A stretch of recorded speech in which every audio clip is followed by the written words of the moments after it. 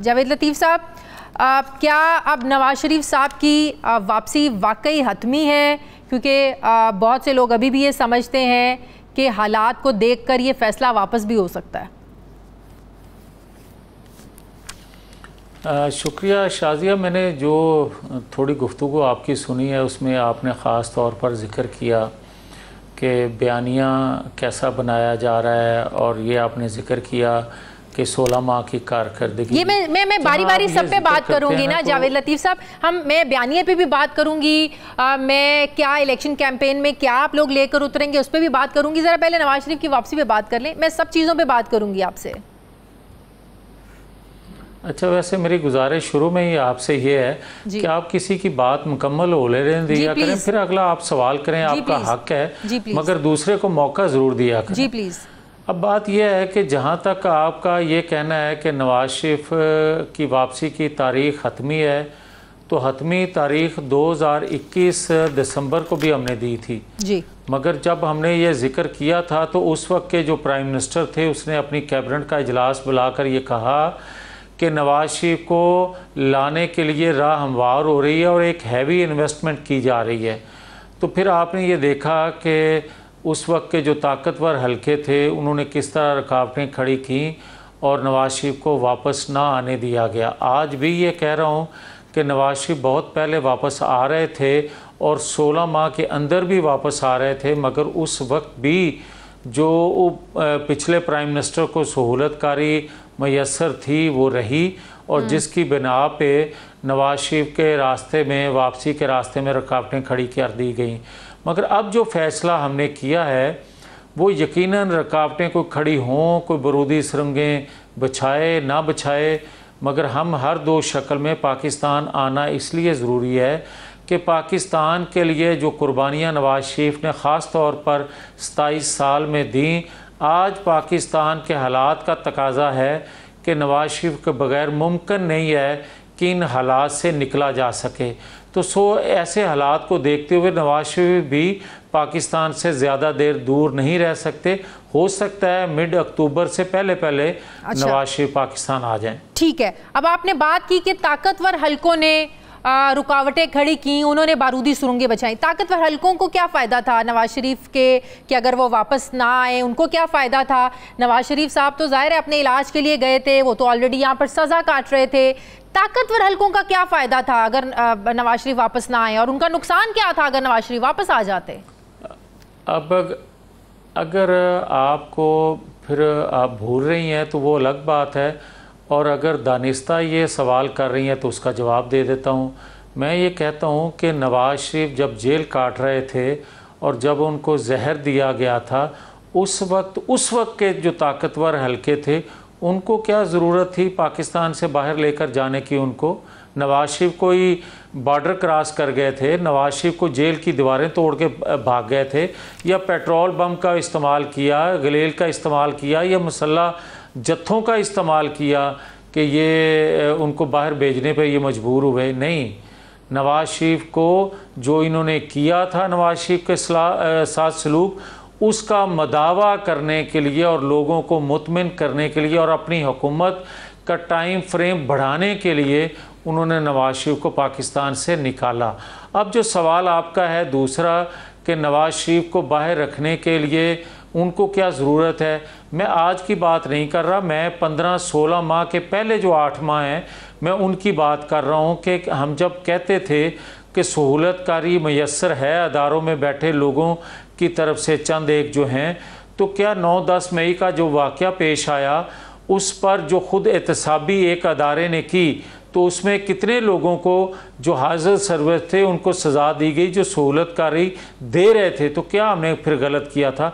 आज भी हम कहते हैं कि एक दूसरा अदारा जिसने खुद एहतसाबी नहीं की अभी तक, उसमें से बहुत से लोग हैं जो आज भी सहूलतकारी या उसके फैसले ऐसे दिए जा रहे हैं जिससे उसको फ़ायदा दिया जा रहा है, और उन फैसलों से तासर ये दिया जा रहा है कि जैसे नवाज शरीफ के रास्ते में आज भी रुकावटें खड़ी हैं और नवाज शरीफ की मकबूलियत की बजाय कबूलियत को तरजीह दी जा रही है, ये मैं कहना चाहता हूँ। लेकिन समझ में नहीं आ रही ना, जिन ताकतवर हलकों ने बाहर भेजा बकौल आपके कि जो उनके साथ सलूक किया गया उसका मदावा करने के लिए जो ज्यादतियाँ उन्होंने की, तो समझ में नहीं आ रही जिन्होंने ज्यादतियाँ की उन्हीं को एक्सटेंशन भी दी गई, वहीं से फैसला हुआ, वहाँ से रजामंदी भी जाहिर की गई कि हाँ एक्सटेंशन दे दी जाए।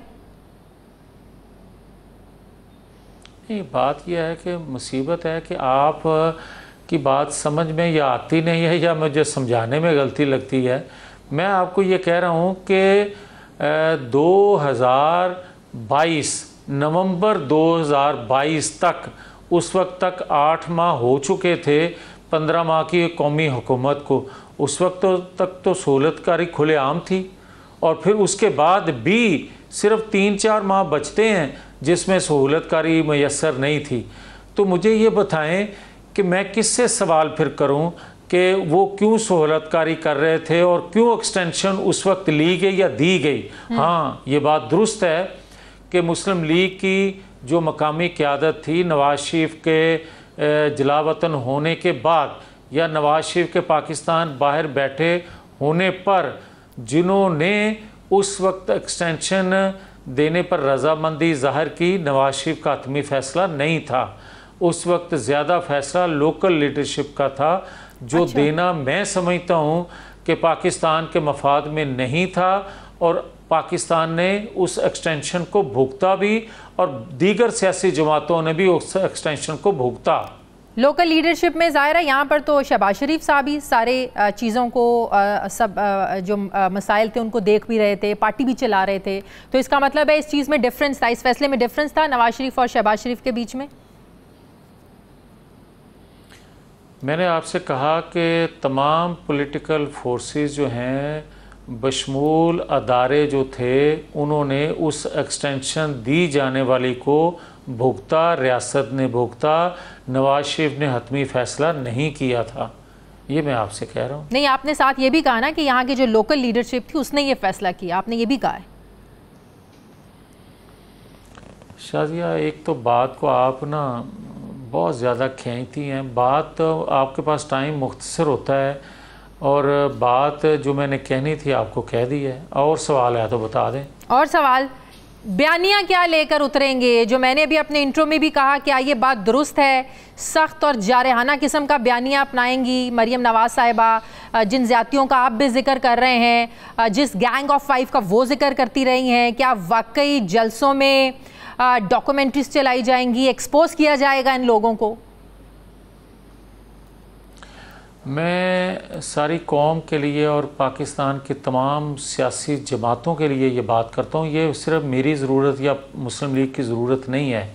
बात यह है कि 2017 में क्या पूरी दुनिया को नज़र नहीं आ रहा, और क्या उन 5 किरदारों ने इतराफ़ जुर्म नहीं किया कि उस वक्त दबाव में लाकर फ़ैसले लिए गए और फ़ैसला देने वालों ने फ़ैसले दिए? और क्या नवाज शरीफ का कोई गुनाह था? मगर एक आलमी साजिश भी थी, और पाकिस्तान के अंदर कुछ ऐसी शख्सियात थीं जिनको नवाज शरीफ से इंतकाम लेना था। उन्होंने सब ने मिल के एक पेज बनाया और पाकिस्तान की तबाही कर दी नवाज शरीफ से इंतकाम लेते लेते। और आज अगर तमाम के तमाम वो किरदार इतराफ़ भी कर रहे हों, सबूत भी मिल रहे हों, और उसके बावजूद भी हम खामोश रहें, तो वो तसलसल भी जारी रहे। कि आज फैसले कुछ ऐसे नज़र आपको आ नहीं रहे कि 9-10 मई के जो मुजरम हैं उनको सहूलत दी जाती है? क्या आज भी फैसलों से आपको नज़र नहीं आता कि ये कौमी मफाद में फ़ैसले नहीं हैं, इंसाफ के तकाजे पूरे नहीं किए जा रहे? और आप ये हमें सवाल करती हैं जब कि नवाज शरीफ आएंगे तो क्या जेल का सामना करेंगे? भाई, जेल से तो उसको डराएं जिन्होंने जेल काटी ना हो, जेल से तो उसको डराया जाए जिन्होंने सज़ा बेगुनाह होते हुए सुनी, बाहर बैठे हुए, और अपनी बेटी को लेकर जेल काटने के लिए आ गए।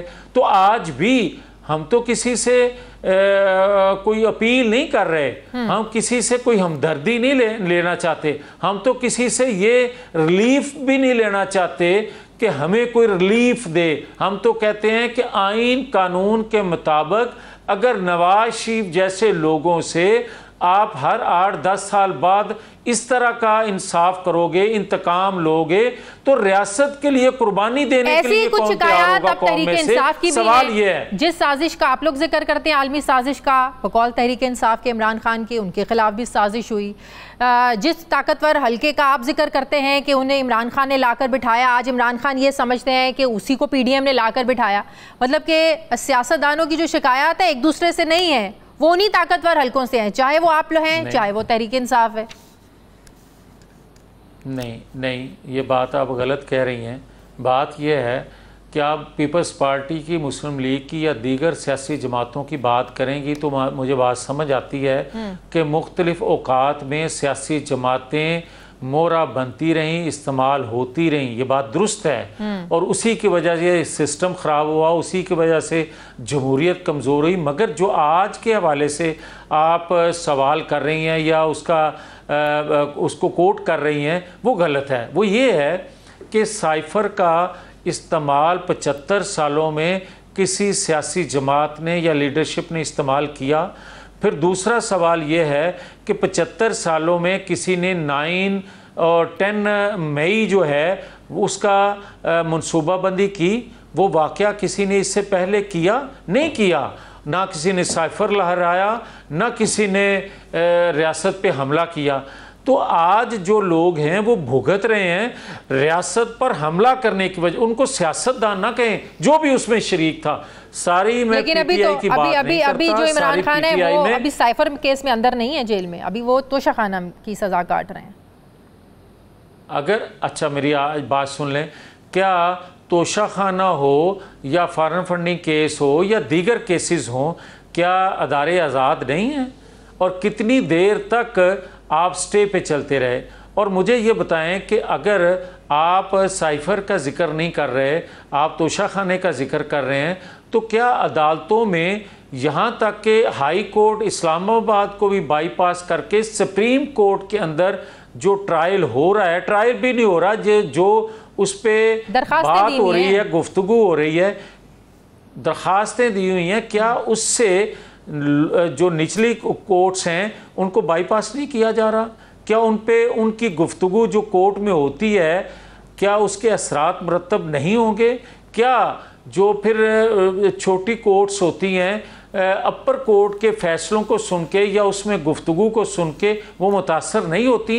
क्या इससे पहले नवाज शरीफ जो जेल में रहे, कभी इस तरह सुप्रीम कोर्ट ने नोटिस लिया कि उनका क्या हाल है, उनको किस तरह रखा जाता है? क्या उससे पहले कभी ये सुप्रीम कोर्ट में डिस्कस हुआ किसी दरखास्त पे कि नवाज शरीफ को खाना क्या दिया जा रहा है? क्या उससे पहले कभी किसी ने, सुप्रीम कोर्ट ने, यहाँ तक के सुप्रीम कोर्ट ने सजा सुना दी, ना लोअर कोर्ट ना हाई कोर्ट में हमारी अपील ही ना सुनी गई? ये भी हमारे साथ हुआ है। उस वक्त आपको ये सवाल उठाना चाहिए था जो आज आप सवाल उठा रही हैं।